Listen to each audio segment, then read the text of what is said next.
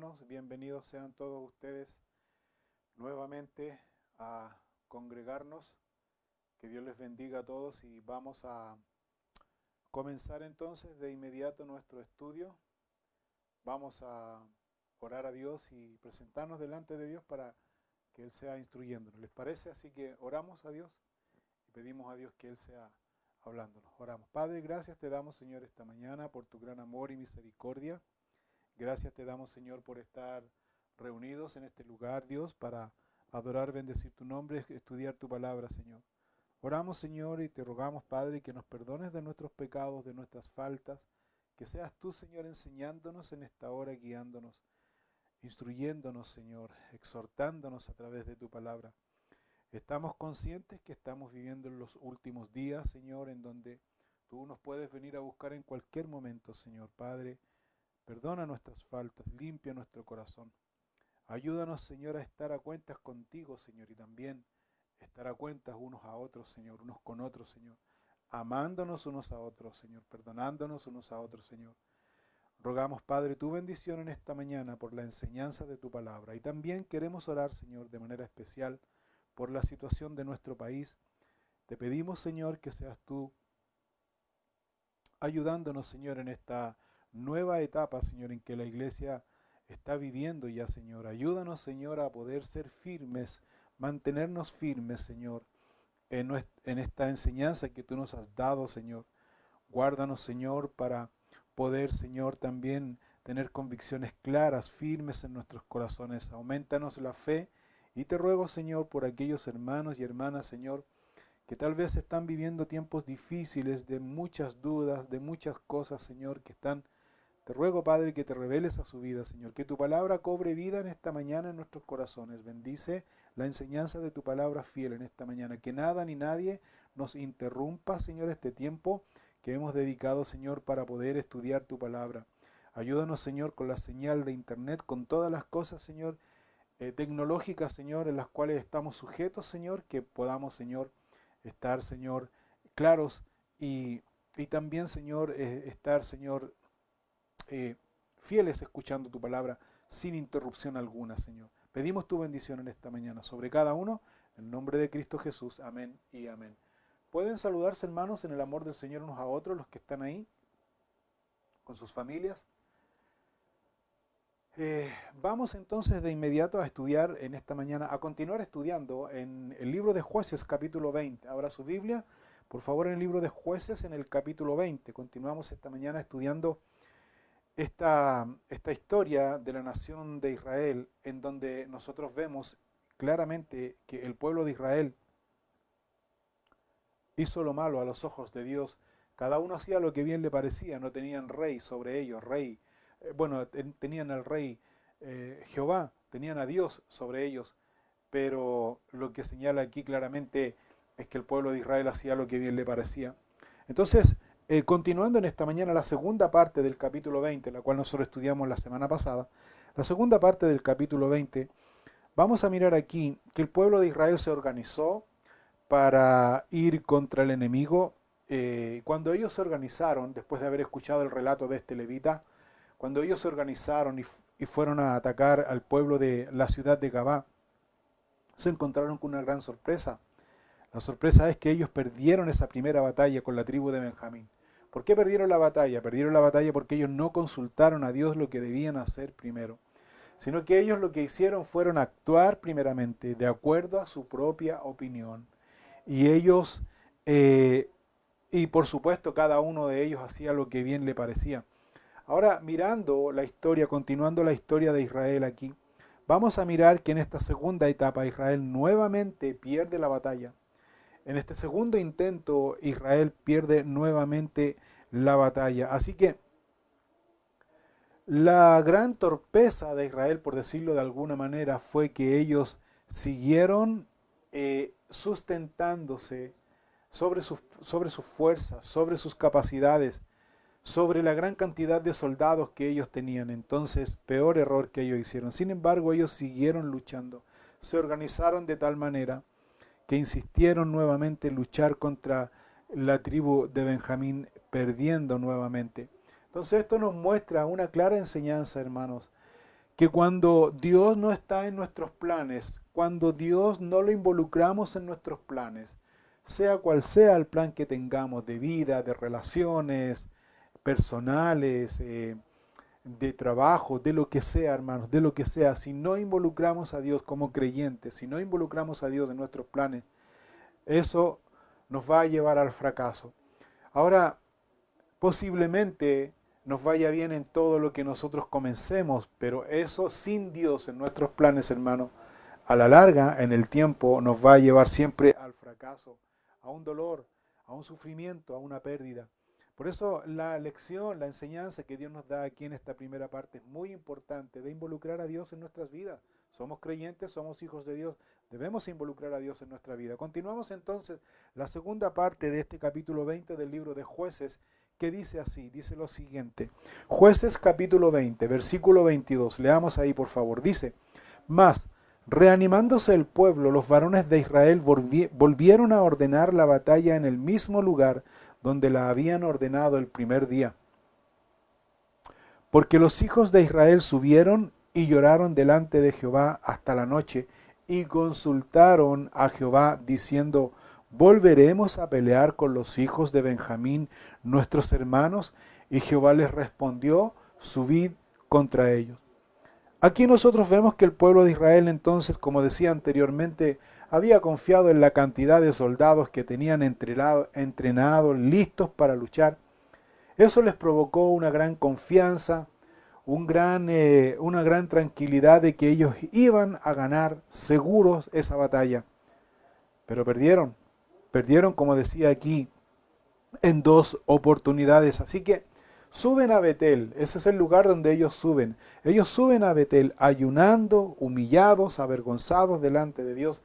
Y ahí le consultan a Dios qué es lo que debían hacer. Recién después de estas graves y terribles pérdidas de hombres, de familias completas, más bien ellos le preguntan a Dios y le preguntan y le dicen a Dios qué es lo que debían hacer. Sí, seguir o no luchando contra los hijos de Benjamín, y aquí note que lo llaman sus hermanos, seguir luchando contra la tribu de Benjamín, nuestros hermanos.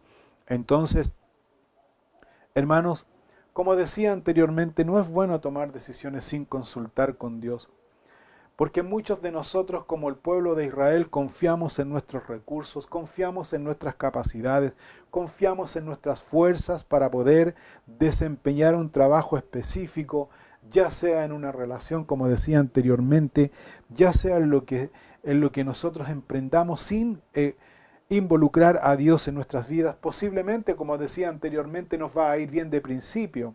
Posiblemente esté todo yendo viento en popa, como se dice. Todo esté bien. Por tanto, decimos que y asumimos muchos de nosotros que Dios está con nosotros, pero nunca hemos consultado a Dios de acuerdo a lo que Él cree, lo que piensa, qué planes tiene para con nosotros. Porque según nuestra opinión, según lo que nosotros pensamos y creemos, es una acción justa lo que vamos a realizar, es una decisión en la cual va a beneficiar no solo a nosotros, sino a nuestra familia o simplemente nuestra labor. Muchas veces nosotros pensamos y la encontramos tan justa que nosotros pensamos que eso va a dar justicia al que sufre o a aquel que está necesitado, pero nunca hemos consultado a Dios como el pueblo de Israel. El pueblo de Israel, vea usted que está haciendo justicia sobre una persona que escuchó, la cual escucharon un relato donde se cometió una injusticia. Israel entonces está haciendo una justicia, va a aplicar el juicio, va a aplicar la ley de Dios, pero no consultaron a Dios, y eso es lo grave que sucede muchas veces. Como Israel, nosotros también asumimos ciertas responsabilidades y ciertas acciones que obviamente pensamos y asumimos que Dios está con nosotros, pero la verdad es que cuando no tenemos los resultados que esperamos, cuando las reacciones en beneficio a otras personas no son las que nosotros esperamos, nos sentimos frustrados, nos sentimos amargados, desilusionados, tristes, porque según nosotros y según nuestra opinión, como Israel, hicimos el bien. Hicimos el bien, y por hacer el bien estamos recibiendo el mal, perdiendo incluso, como Israel, recursos, fuerzas, malos tratos. desilusionados y nos preguntamos como Israel, ¿qué hicimos mal? ¿Qué fue lo que hicimos mal? Si se supone que estamos en el camino correcto, se supone que estamos haciendo algo justo, algo que beneficia, se supone, Dios, que estamos a una contigo. Peor error, no estamos a una con Dios, porque no consultamos a Dios, porque no involucramos a Dios. Y cuando estamos como Israel, desilusionados, tristes, avergonzados, con muchas pérdidas, frustrados de lo que hicimos y no nos resultó como pensábamos, recién ahí preguntamos a Dios, Dios, ¿qué hicimos mal? Dios, ¿qué debemos hacer? Dios, ¿qué piensas tú? Entonces, hermanos, nosotros no debemos confiar en nuestras actitudes, ni nuestras obras justas, ni lo que hacemos si estamos completamente alejados de Dios. Si no consultamos a Dios las cosas que debemos hacer, qué es lo que Dios requiere de nosotros, qué es lo que Dios piensa, involucrando a Dios desde el comienzo de nuestros planes. Ese es nuestro problema, esa es nuestra situación. Involucramos a Dios después, es decir, traemos a Dios los planes hechos y traemos estos planes hechos con alternativas. Si no me va bien en la primera, entonces tengo otra alternativa. Hermanos míos, ¿dónde está Dios involucrado de comienzo? ¿Dónde le preguntamos a Dios como Israel, Dios, ¿qué piensas tú? Dios, yo tengo esto, pero Dios, pongo mis planes en tus manos, pongo mis planes delante de ti, Dios, ¿qué es lo que debo hacer? Yo creo que esa es la actitud correcta que Israel debió haber hecho y la actitud correcta que Dios nos enseña a que nosotros debemos nosotros aplicar. Esa es la actitud correcta que nosotros debemos, en cuanto debemos nosotros venir a Dios. Porque después, como digo e insisto en esto, vienen las pérdidas, vienen los fracasos, vienen las desilusiones, viene la humillación, viene la vergüenza, viene el dolor, como le pasó aquí a Israel. No debemos confiar en nuestras obras de justicia. ¿Por qué? Hermanos míos, no te debes olvidar de esto. Somos imperfectos, somos carnales, somos pecadores. No debemos confiar tampoco en nuestras experiencias personales, ni fuerzas, ni recursos.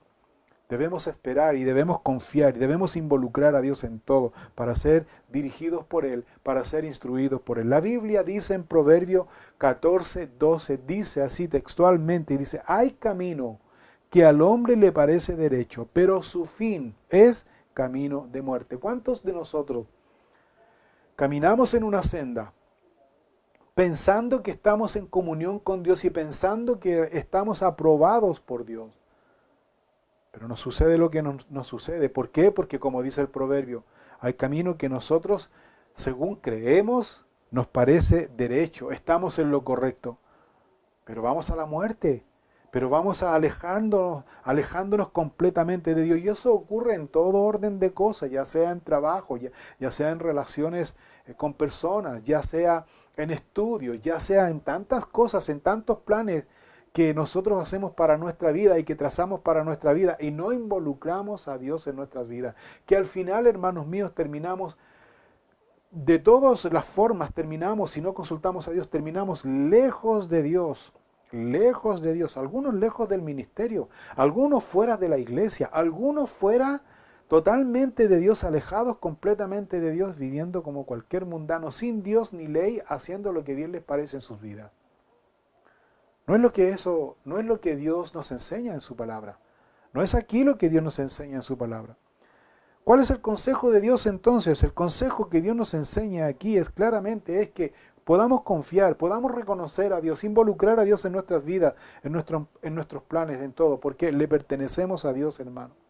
En el libro de Proverbios, en el capítulo 3, por favor, busque conmigo en su Biblia y sígame, por favor, en estas citas bíblicas, porque es bueno que usted pueda subrayar la palabra de Dios. Esto es palabra de Dios, hermanos, no es mi opinión personal, es la palabra de Dios. Y la palabra de Dios nos dice como consejo, para corregir nuestro mal camino, para corregir nuestras malas decisiones, para corregir incluso nuestra actitud, nuestra mala actitud, para volvernos a Dios. ¿Qué dice aquí en Proverbios 3, versículo 5 al versículo 8? Fíate de Jehová de todo tu corazón, dice. No te apoyes en tu propia prudencia. Reconócelo en todos tus caminos, y Él enderezará, dice, tus veredas. No seas sabio en tu propia opinión. Teme a Jehová y apártate del mal, porque será medicina a tu cuerpo y refrigerio para tus huesos. Ese es el consejo de Dios. Ese es el consejo que Dios nos da en esa mala decisión que usted ha tomado, en esa mala relación que usted está involucrado, en esa mala, en ese mal camino que usted va pensando y usted bajo su opinión y no consultó a Dios y está ahora viviendo la consecuencia de tristeza, de humillación, de vergüenza, de dolor, de frustración, de desilusión. Pues Dios nos dice en esta mañana, fíate de Jehová de todo tu corazón. No te apoyes en tu propia prudencia. Reconócelo en todos tus caminos, no en algunos, no en los que yo pienso, en todos tus caminos. Y Él va a enderezar tus veredas, una promesa de Dios. Subraye esto, por favor, y Él enderezará tus veredas.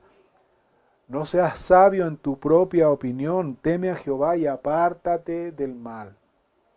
No es un consejo ni una sugerencia, es un mandamiento. Teme a Jehová y apártate del mal, porque va a ser medicina a tu cuerpo y refrigerio para tus huesos, dice. Entonces, hermanos míos, en conclusión a esta primera parte, tomar decisiones fuera de la voluntad de Dios, ¿sabe?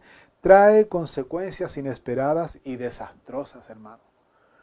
Como principio bíblico, como principio teológico, espiritual, de enseñanza e instrucción para nuestras vidas, cuando uno toma decisiones fuera de la voluntad de Dios, por excelente que sea la decisión, por buena que sea la decisión, por ayuda que sea a los demás, por justa que sea la decisión, si está lejos de la voluntad de Dios, hermanos, va a traer consecuencias inesperadas y desastrosas. Eso es lo que Dios nos enseña a través de la nación de Israel.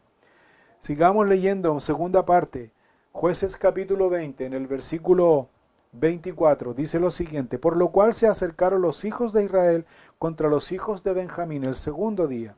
Y aquel segundo día, saliendo Benjamín de Gabá contra ellos, derribaron por tierra a otros 18,000 hombres de los hijos de Israel, todos los cuales sacaban espada.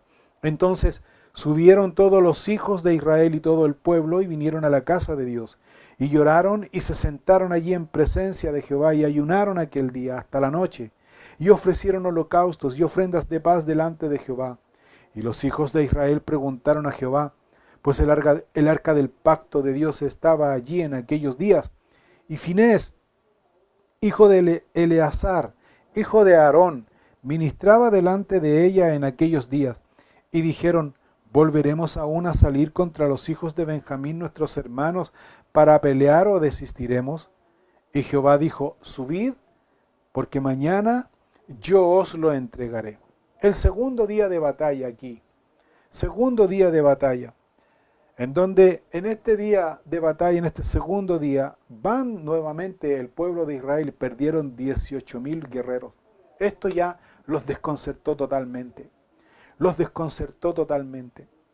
Porque supuestamente ellos habían ido, habían subido y habían consultado a Dios. Un momentito, la forma que ellos tuvieron de poder consultar a Dios fue la siguiente. Ellos le dijeron a Dios, Dios, ¿qué piensas tú de nuestros planes? Porque esa es la primera subida que ellos hacen a consultar con Dios. Dios, tenemos estos planes, tenemos plan A y plan B. Dios, ¿qué piensas tú de estos planes? Esa no es la forma de subir a Dios, esa no es la forma de consultar con Dios.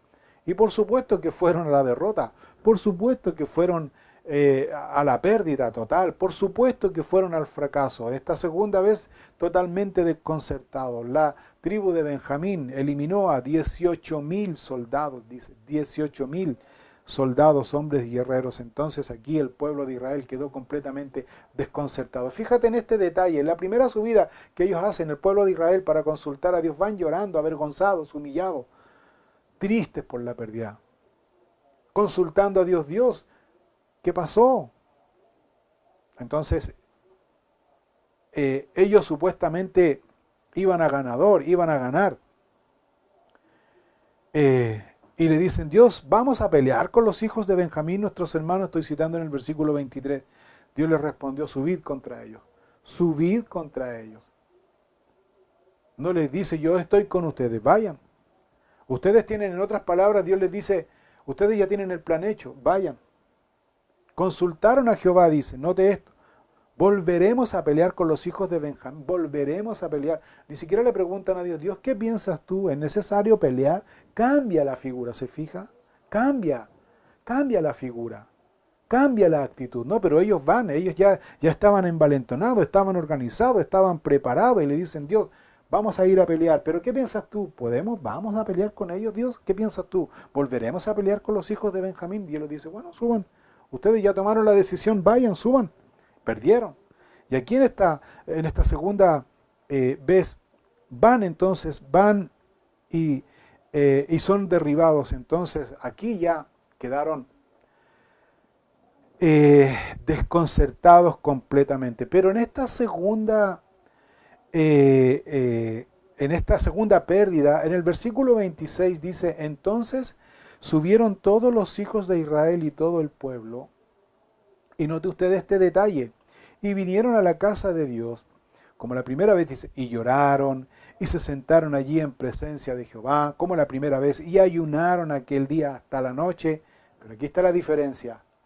Aquí está la diferencia. Y ofrecieron holocaustos y ofrendas de paz delante de Jehová. Ofrecieron holocaustos y ofrenda de paz delante de Jehová. Versículo 27. Y los hijos de Israel preguntaron a Jehová, pues el arca del pacto de Dios estaba en aquellos días. Y Finés, hijo de Eleazar, hijo de Aarón, ministraba delante de ella aquellos días. Y dijeron, ¿volveremos aún a salir contra los hijos de Benjamín, nuestros hermanos, para pelear, o desistiremos? Y ahí Jehová les respondió, subid, porque mañana yo os los entregaré. ¿Entiende? ¿Puede usted captar la diferencia de la primera subida que hicieron llorando, ayunando, con tristeza, con dolor? Aquí en la segunda subida, después de la segunda pérdida terrible que ellos tuvieron, subieron nuevamente llorando, ayunando, con tristeza en su corazón, pero ofrecieron holocaustos a Jehová, pero también ofrecieron ofrendas de paz a Jehová. Los holocaustos, recuerde usted que ya lo estudiamos en el Antiguo Testamento, cuando se ofrecían holocaustos en este punto aquí, se ofrecían exclusivamente holocaustos a Jehová por expiación de los pecados del pueblo. ¿Se acuerda? Que cuando ponían estos holocaustos, estos sacrificios, era con el fin de expiar, de cubrir, de estar a cuentas con Dios primero, de expiar por los pecados del pueblo. Y la segunda cosa, ofrecían estas ofrendas de paz. Las ofrendas de paz, de acuerdo al Antiguo Testamento, era una especie de banquete que después de los holocaustos sacaban porción de la carne del animal y compartían en una mesa en señal, simbolismo de tener comunión con Dios. Primero ofrecieron estos holocaustos, segundo ofrecieron estas ofrendas de paz, que era tener un banquete, simbolismo de tener una comunión con Dios, de sentarse a la mesa y tener comunión con Dios. Ahora, si bien es cierto cuando ofrecían los holocaustos, ofrecían del animal la sangre, la grasa y varios órganos internos, según lo menciona la ley en Levítico capítulo 3. Importante esto, la sangre, ¿qué simboliza? La vida. La grasa, ¿qué simboliza en cierta manera? Simboliza la emoción. Varios órganos, ¿qué simboliza? El interior, la vida del hombre. Eso simboliza cuando es presentado en holocausto a Dios, en holocausto a Jehová. Teniendo una aplicación práctica, entonces, ¿qué está ofreciendo aquí Israel? Su vida, su voluntad, su decisión, su corazón, su alma, sus emociones, para que lo entienda de la mejor manera lo que el mismo apóstol Pablo enseñó en Romanos capítulo 12, versículo 1. Hermanos, os ruego que presentéis vuestros cuerpos en sacrificio vivo, santo, agradable a Dios, que es vuestro culto racional. Tu voluntad, tu espíritu, tu vida, tu cuerpo, tu mente, toda tu vida, tus emociones, todo eso debe estar puesto al altar de Dios y recibir instrucción de Dios. Cuando ellos ofrecieron holocausto a Jehová, entonces lo que ellos están ofreciendo a Dios es, están pidiendo perdón a Dios, están expiando sus pecados. En arrepentimiento ellos están expiando sus pecados y ellos ahora al tener estas ofrendas de paz ellos están diciendo: Dios, queremos tener comunión contigo. Cambia la cosa ahora, cambia la situación. Entonces las ofrendas de paz también, recuerden ustedes, que servía para restaurar la comunión con Dios. Entonces el pueblo sentía dolor, sentía vergüenza, sentía humillación por la pérdida que tuvieron, por la gran pérdida, gran muerte que tuvieron ellos de sus soldados. Pero el sacrificio entonces muestra que las cosas así se deben hacer. Debemos venir en arrepentimiento a Dios, con la necesidad de poder restaurar nuestra relación personal con Dios y tener una comunión, o más bien, no solo tener, sino mantener una comunión personal con Él. Por eso después que ofrecen los holocaustos y hacen las ofrendas de paz, preguntan: ¿volveremos aún a salir contra los hijos de Benjamín, nuestros hermanos, para pelear, o desistiremos? Dios, ¿qué dices? Ahora, hermanos míos, debemos nosotros recordar, basado en esta historia del pueblo de Israel, en el libro de Jueces, debemos recordar que Dios, en una ocasión, cuando llama a Gedeón, ¿se acuerda cuando llama a Gedeón? Gedeón mandó a enrolar a muchos soldados. Dios les dice, ¿sabes qué le dice Dios a Gedeón? Dios le dice a Gedeón: son muchos, mándalos a la casa. Tales o cuales personas, mándalos a la casa. Las finales de la historia, al final de la historia, Dios dejó a Gedeón con 300 valientes. Pero cuando Dios comienza a enviar a estos soldados a la casa, dirigidos por Gedeón, Dios le dice a Gedeón lo siguiente. Dios le da la razón a Gedeón de por qué mandó a estos soldados a la casa. Dios le dice en Jueces capítulo 7, versículo 2, dice: y Jehová dijo a Gedeón: el pueblo que está contigo es mucho para que yo entregue a los madianitas en su mano. No sea que se alabe Israel contra mí, diciendo: mi mano me ha salvado. O sea, entonces aquí nosotros vemos la razón de por qué Dios permitió que los hijos de Israel, aquí en Jueces capítulo 20, perdieran esta batalla.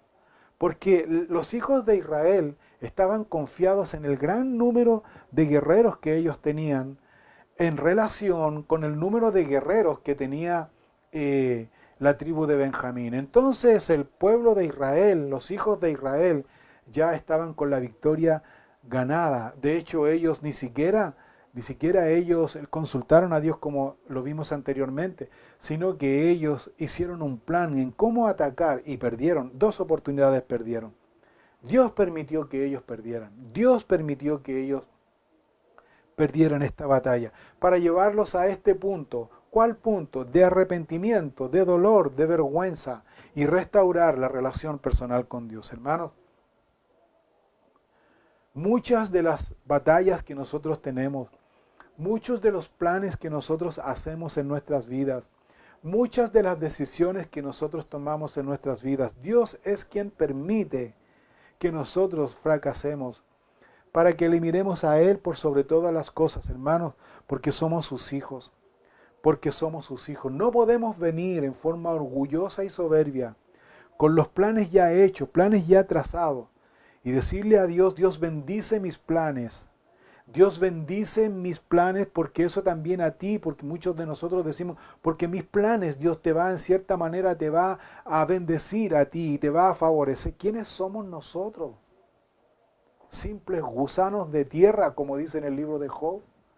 ¿Quiénes somos nosotros para decirle al Creador o tratar al Creador como el genio de la lámpara, que cuando yo lo necesite tiene que estar y cuando no lo necesite no tiene que estar?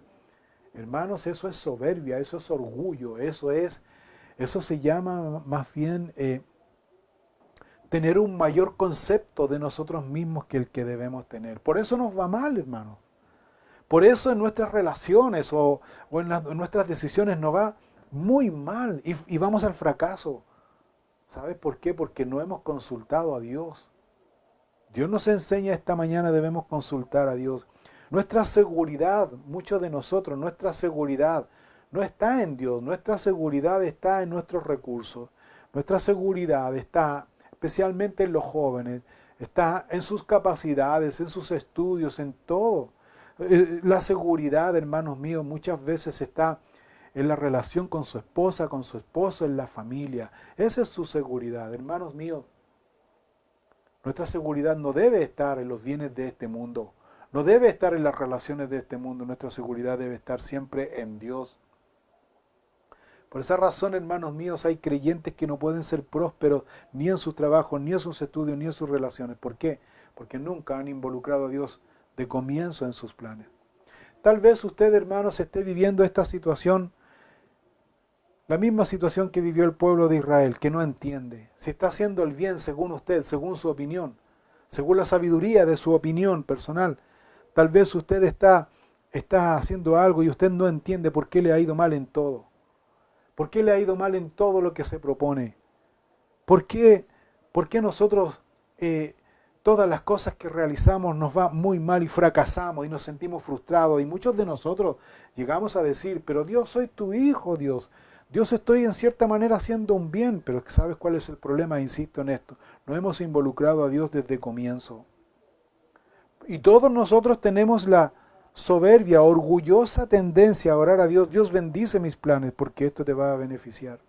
Hermanos míos, Dios no necesita de nuestros planes, de nuestras capacidades, de nuestros talentos. Dios no necesita. Nosotros no impresionamos a Dios con nuestros planes para nada. Si hemos obtenido la salvación, hermanos míos, no ha sido por nuestros méritos, por nuestras capacidades, al contrario, hermano. Dios fue movido a misericordia y Él nos miró con misericordia. Según lo dice Efesios capítulo 2, busque conmigo en su Biblia y pueda usted mirar y leer junto conmigo esta gran verdad de lo que realmente nosotros somos delante de Dios y de lo que realmente Dios ha hecho en nosotros y por nosotros, hermano. Efesios capítulo 2, versículo 8 dice, porque por gracia sois salvos, por medio de la fe. Y esto no de vosotros, pues es don, es un regalo de Dios, no por obras, para que nadie se gloríe. Porque somos hechura suya, creados en Cristo Jesús para buenas obras, las cuales Dios preparó de antemano para que anduviésemos en ella. Dos cosas importantes, dos verdades importantes, principios importantes que nos enseña el Señor aquí en esta mañana a través de esta carta de Pablo a los Efesios. Número uno, somos salvos por gracia y eso no es por nuestros méritos ni nuestras obras, ni lo bueno que somos, ni lo malo que somos. No, Señor, es porque simplemente Dios fue movido a misericordia y Él nos salvó. Y esto es un regalo que viene de Dios, no por mérito, es un regalo que Dios nos da y que no debemos nosotros desaprovechar. ¿Y cuál es la razón? La razón es muy simple, para que nadie se gloríe. ¿De qué manera nos podemos gloriar? No, la verdad es que yo creo que Dios... Yo escuché un día a un bendito que dijo, no, dijo este bendito, Dios nos necesita a nosotros, porque Dios no puede realizar su obra sin nosotros. La verdad es que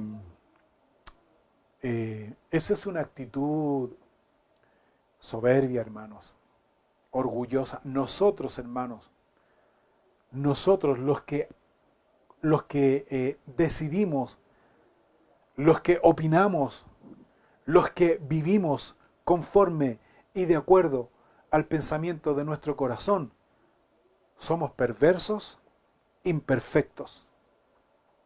Porque los que andan conforme al corazón, la Biblia dice que el corazón, ¿qué es? Engañoso. ¿Qué más es? Perverso. Que nadie lo conoce, solo Dios. Muchas veces las opiniones, los planes, los propósitos, los planes que hacemos a futuro sin involucrar a Dios en nuestras vidas, salen de nuestros sentimientos, salen de nuestro corazón.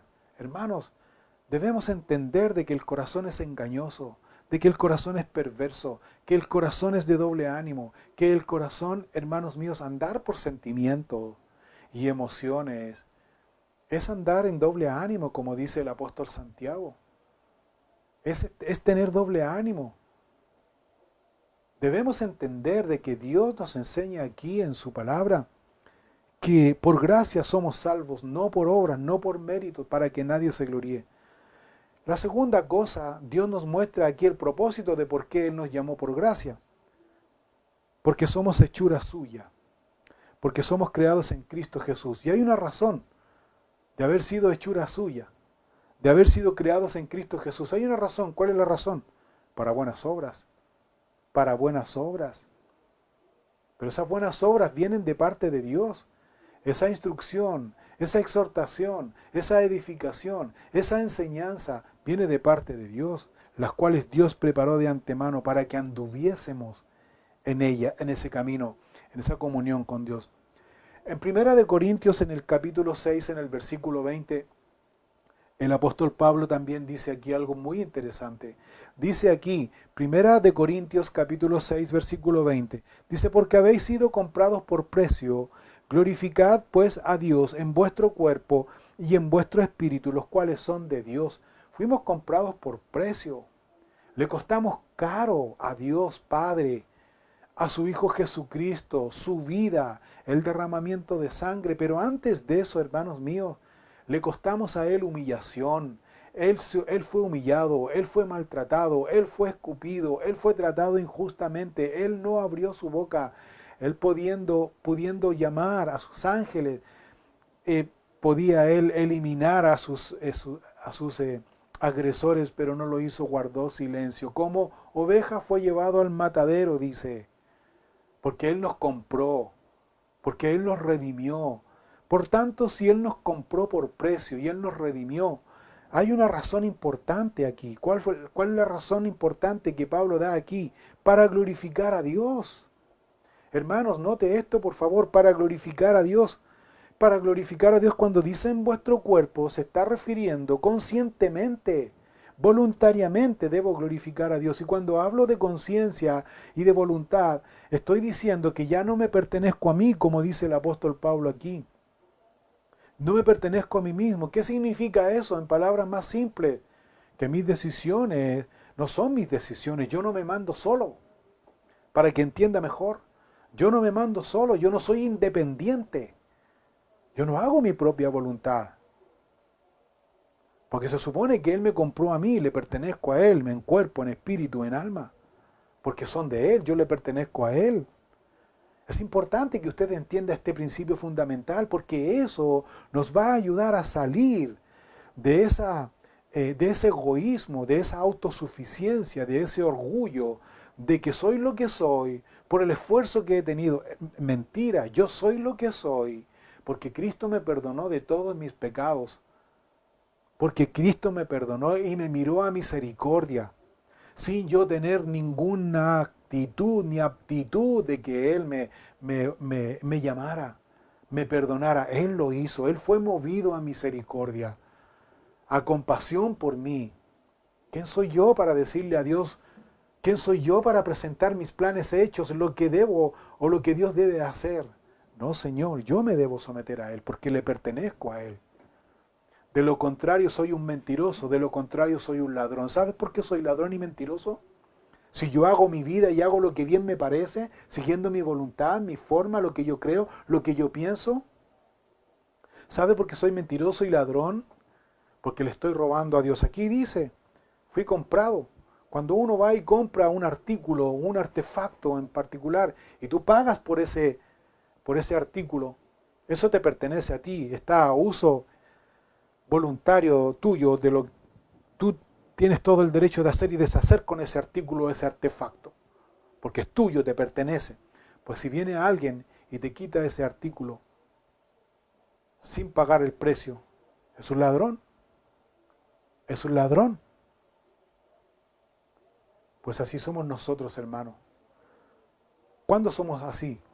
Cuando tomamos nuestras propias decisiones, cuando creemos hacer lo que a nosotros nos parece, cuando nosotros andamos en camino que a nosotros nos parece correcto y derecho, cuando nosotros pensamos y actuamos de acuerdo a nuestra experiencia, a nuestra sabiduría terrenal, carnal, diabólica, porque eso es lo que es la sabiduría del hombre, terrenal, carnal, diabólica, estamos robando a Dios.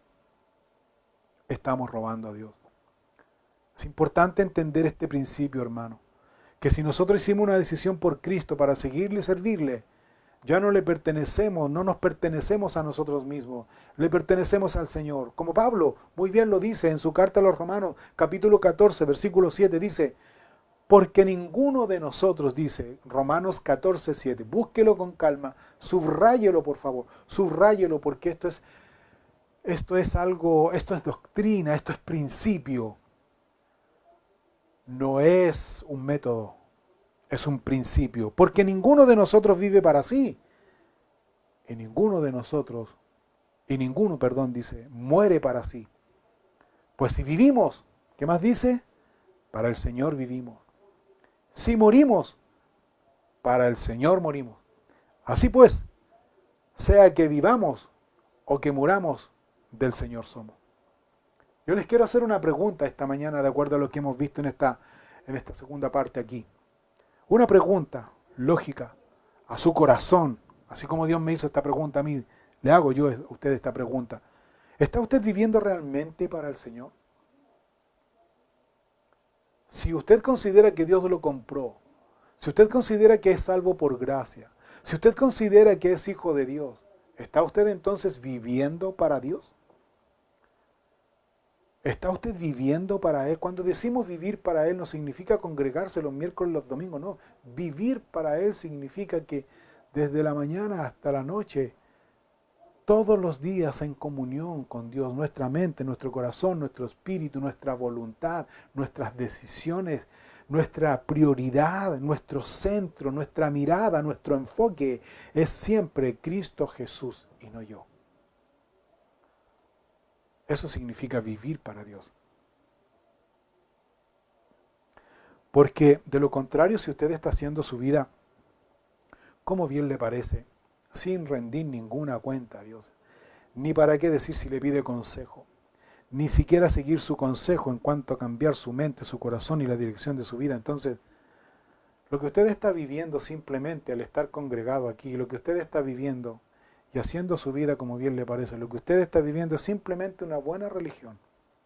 Y déjeme decirle y desilusionarlo y exhortarlo y provocarle a lo mejor rabia, no importa, porque no se la provoco yo, lo provoca el Señor aquí a través de su palabra.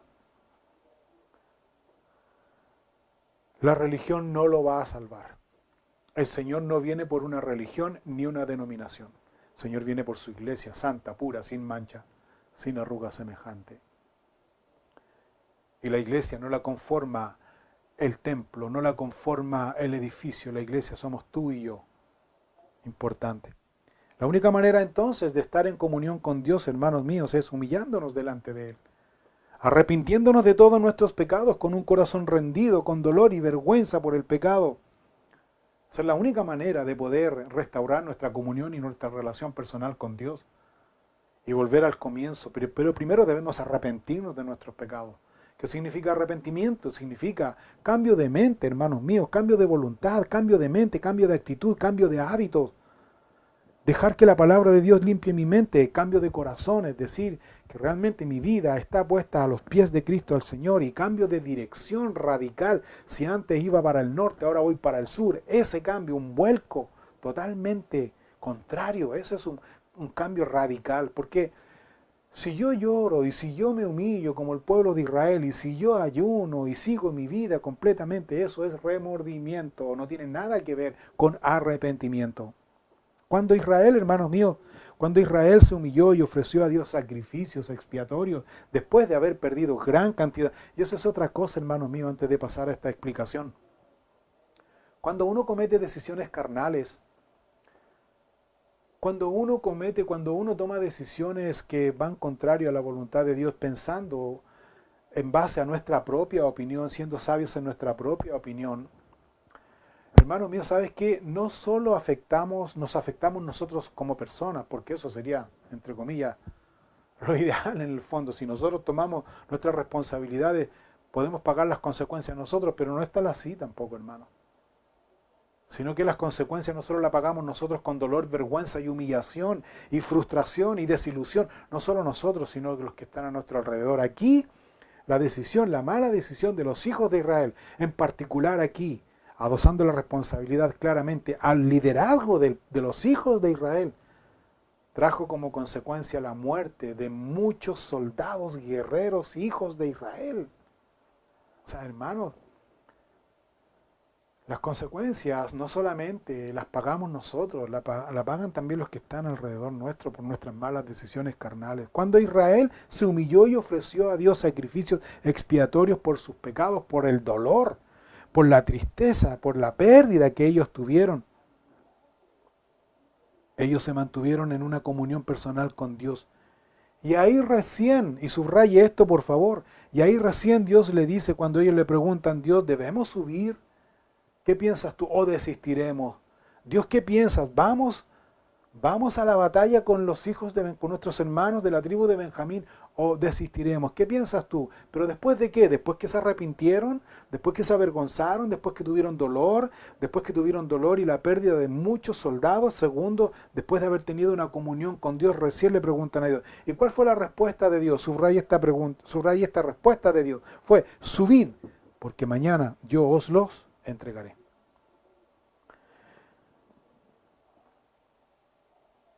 Dios no quería que el pueblo de Israel estos 2 días de batalla, Dios no quería que ellos pudieran ganar la batalla. Dios no quiso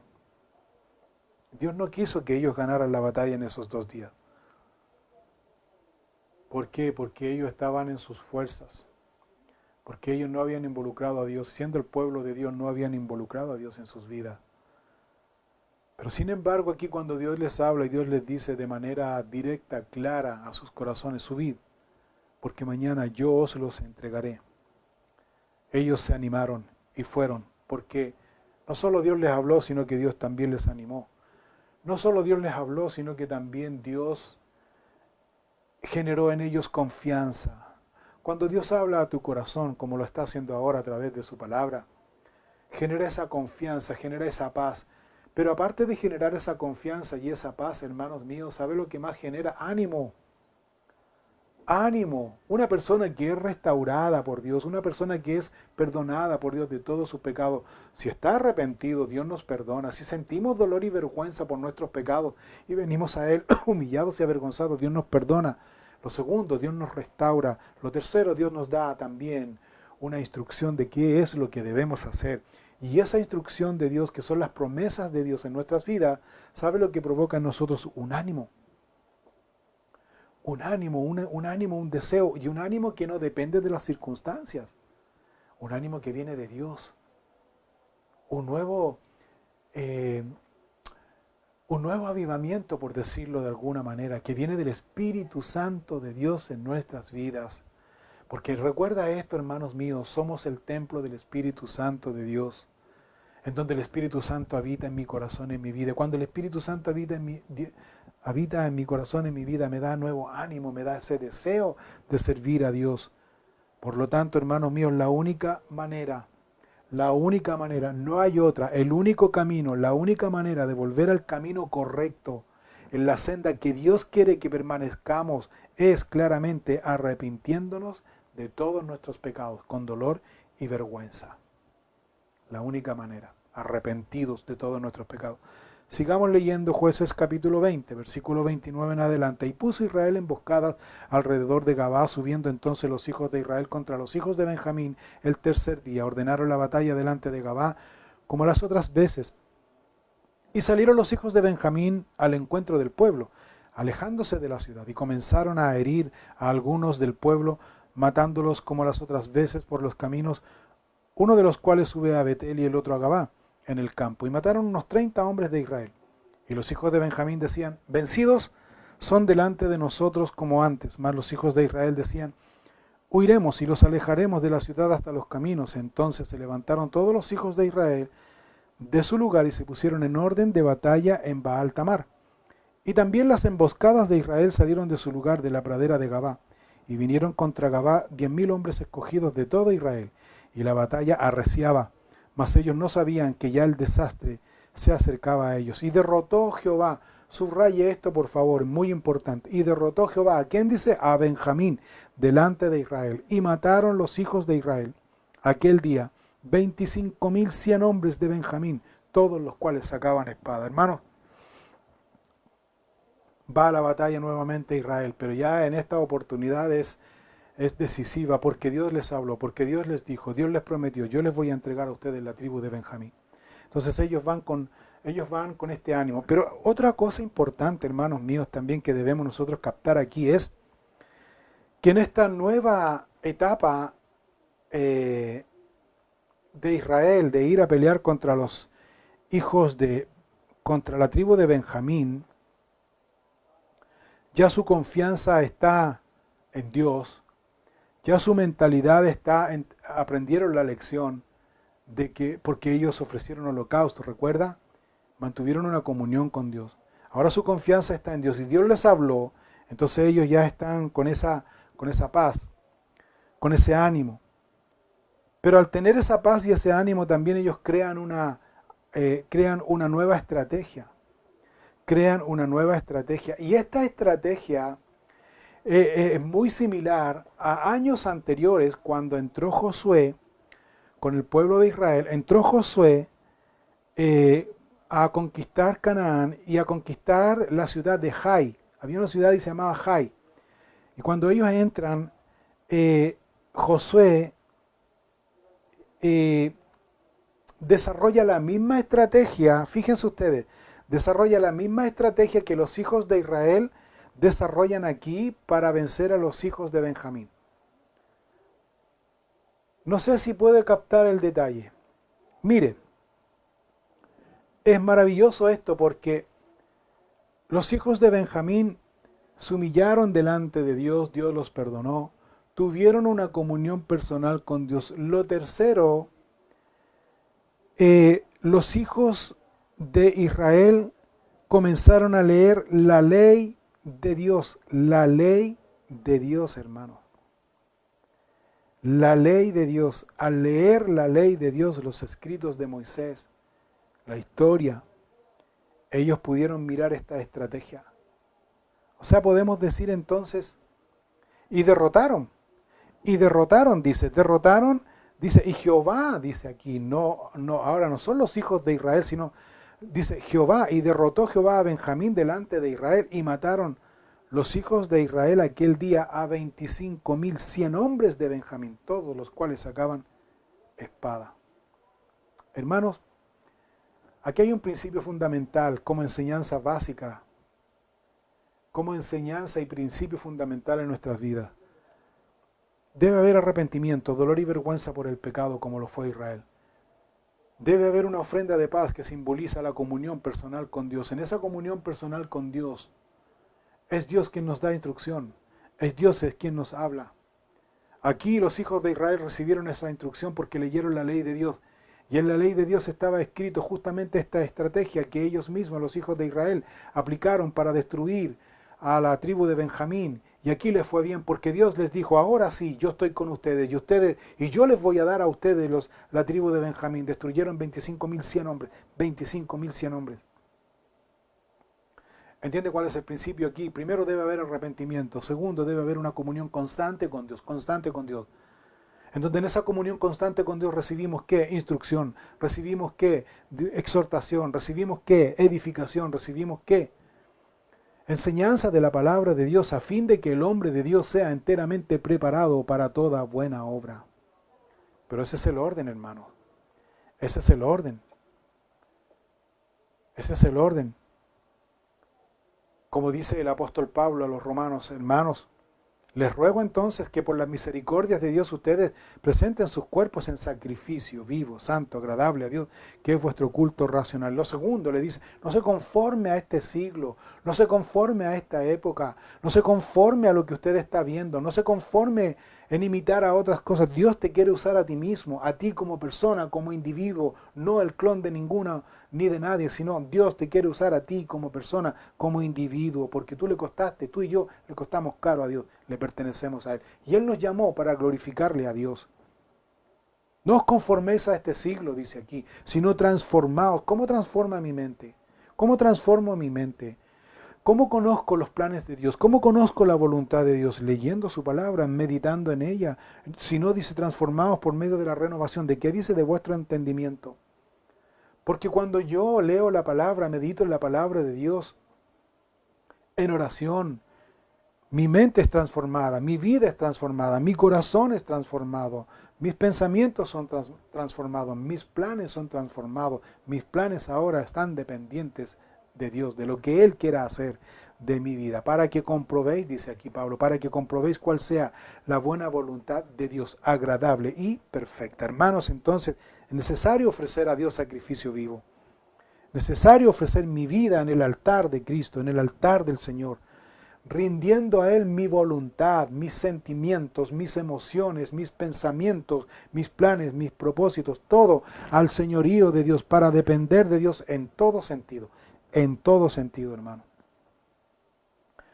Por lo tanto, como principio fundamental, básico aquí, que ojalá puedas tú retener en tu corazón, en tu mente y en tu vida, es meditar en la palabra de Dios, es recibir instrucción y enseñanza de cómo se debe conducir en la vida diaria. Porque ahí recibimos la enseñanza de Dios. Desde el versículo 36 al versículo 48, no lo vamos a leer por tiempo, pero ya es el final aquí.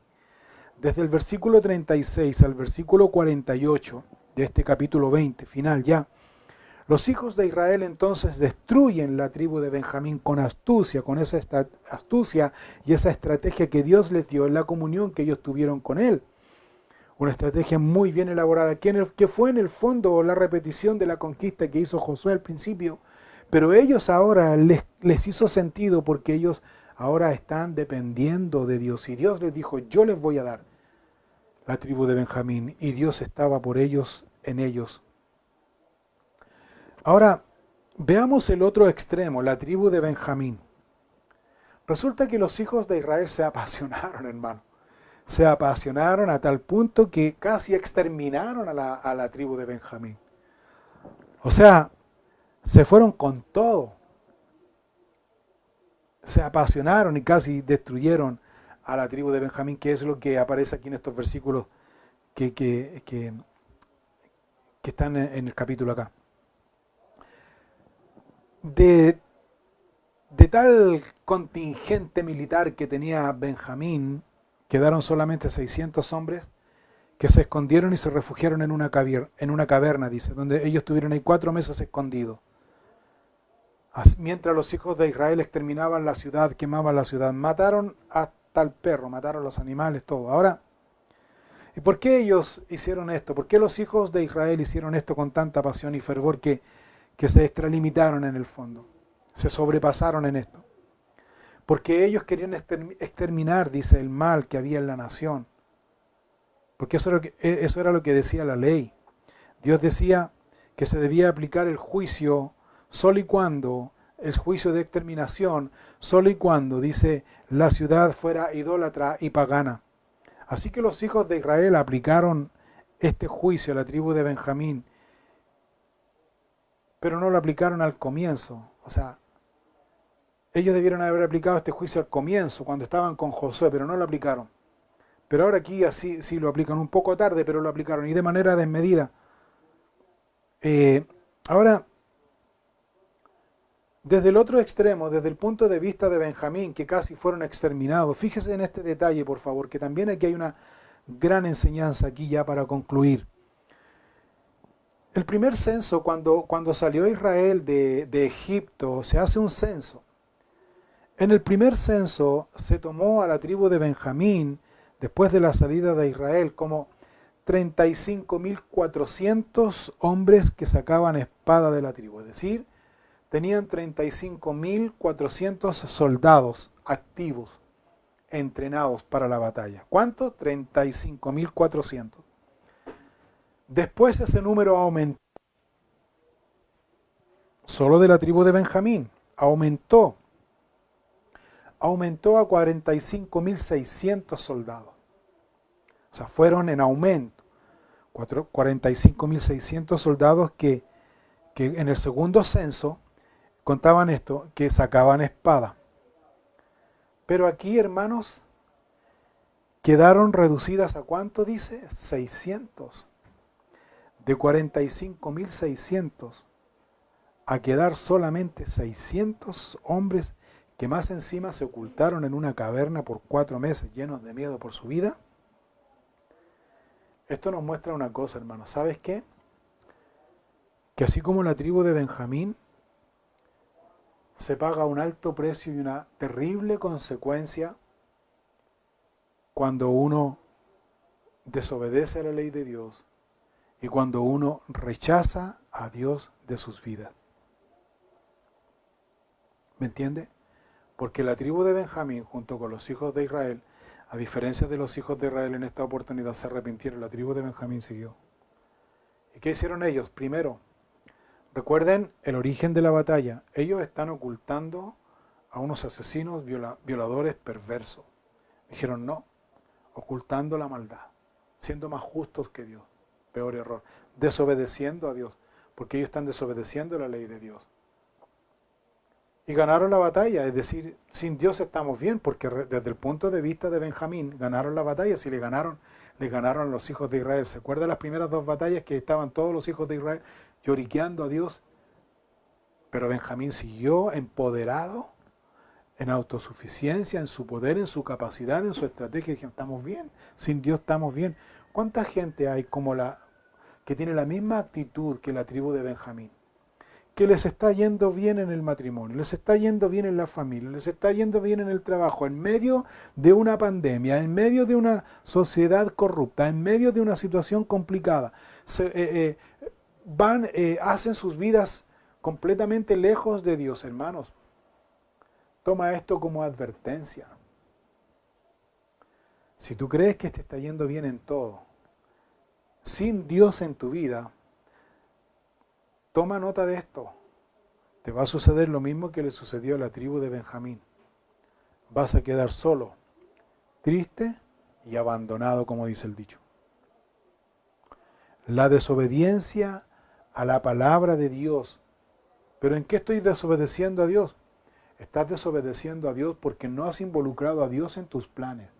Estás desobedeciendo a Dios porque no has rendido tu vida delante de tu voluntad, tus capacidades, tus recursos, tus bienes, tu vida, tu espíritu, tu mente, tu deseo, tu voluntad al señorío de Cristo. Estás haciendo lo que bien te parece. Eso es desobediencia a Dios.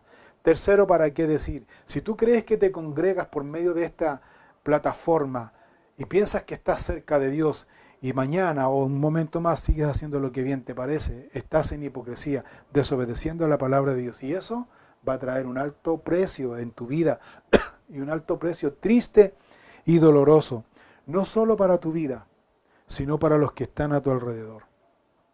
¿Quieres eso para tu vida? ¿Por qué no vienes a Dios ahora? ¿Por qué no vienes al Señor ahora?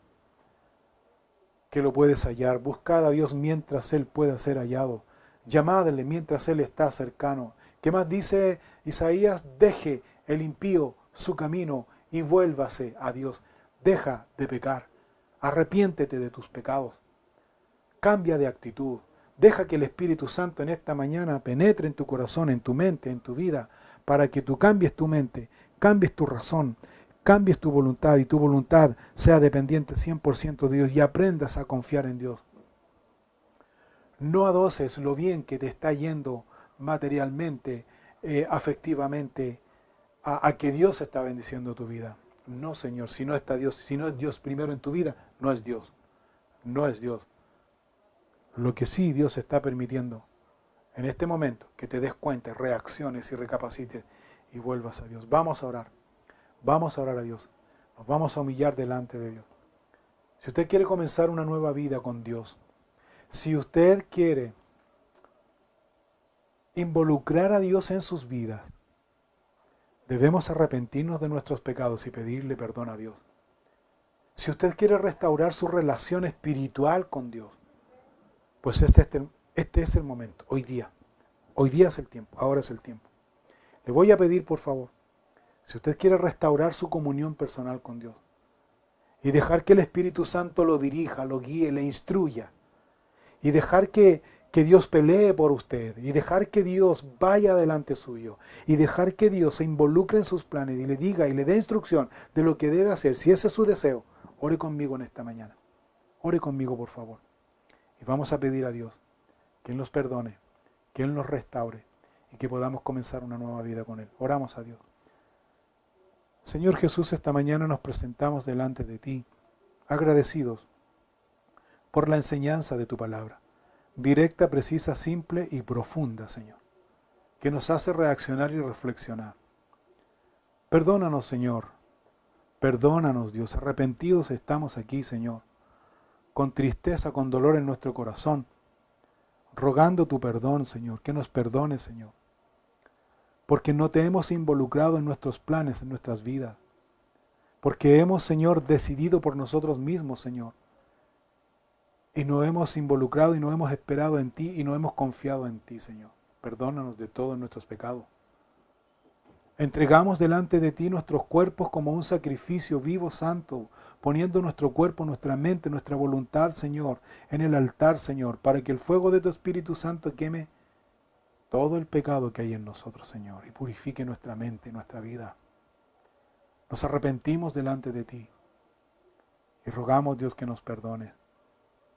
Restaura, Señor, a través de estas ofrendas de paz que están simbolizadas en el Antiguo Testamento, que señala una comunión constante y permanente contigo. Queremos restaurar esta comunión contigo a través de la meditación, lectura de tu palabra, orando a ti, clamando a ti, Señor, velando y orando para no caer en tentación. Restaura, Señor, esta relación. Queremos nosotros, Señor, como tu iglesia, pecadores, imperfectos, orgullosos, soberbios, arrepentidos. Queremos, Dios, que nos perdones esta mañana. Limpie nuestro corazón. Y queremos restaurar esta comunión contigo, Señor. Gracias te damos, Dios. Gracias, Señor, porque nos das esta oportunidad maravillosa de poder estar a cuentas contigo, Señor. Que de aquí en adelante podamos involucrarte en todo, Señor, en nuestros planes, recibiendo instrucción.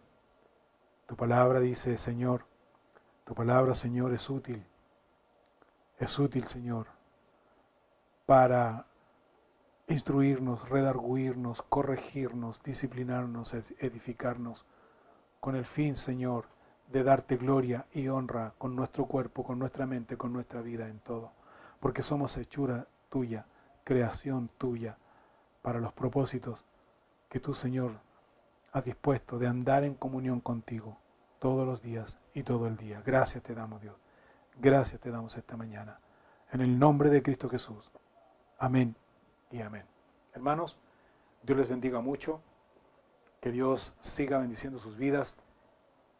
Y sigamos en esta senda, en comunión con Dios, firmes con nuestro Señor Jesucristo. Si usted quiere ofrendar y dar su diezmo, pues ahí en pantalla los hermanos han puesto, estoy mirando aquí bien,